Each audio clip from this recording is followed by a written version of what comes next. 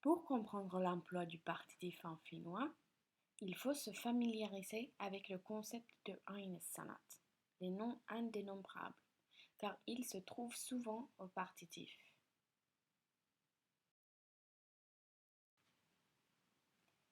Un bon exemple d'un nom indénombrable est l'eau, vesi.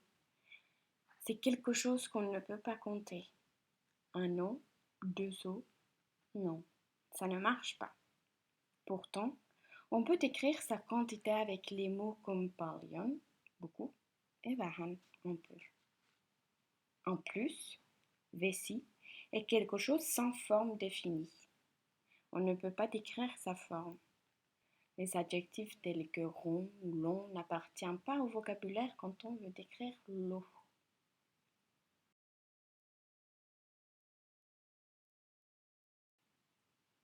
Contrairement à l'eau, kissa, un chat, est quelque chose de dénombrable, comptable.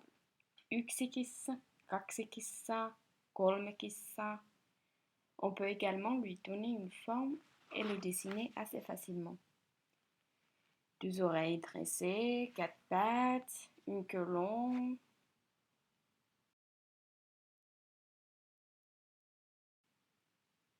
Un des aspects qui permet de définir les noms indénombrables est la divisibilité.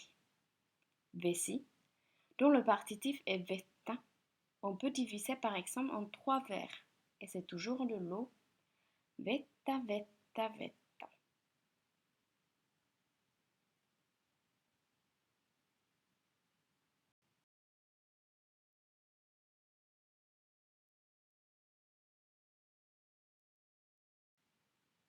Par contre, un chat, si on le divise, n'est plus un chat.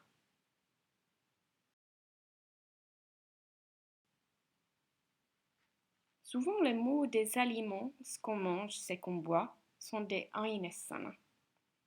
On prend une partie d'une totalité.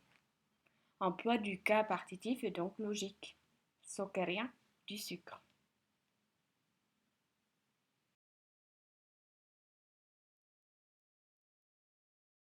Ainessanat, qu'on appelle aussi les noms de matière, nous permettent de décrire les matériaux qui nous entourent et avec lesquels on fabrique des objets. Villa, puuta, kiveä, paperia.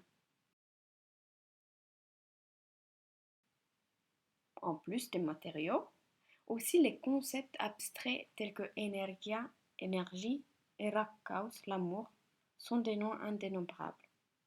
On ne peut pas compter l'amour, ni le dessiner malgré les indénombrables essais des artistes au fil du temps.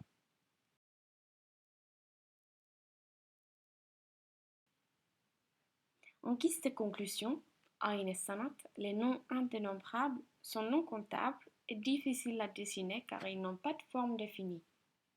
On peut les diviser et décrire la quantité avec les mots comme paljon ou vähän. Les mots qui ne sont pas des ainessanat sont des noms comptables. Souvent, on peut les dessiner parce qu'ils sont des choses concrètes. Il s'agit des entités qu'on ne peut pas diviser.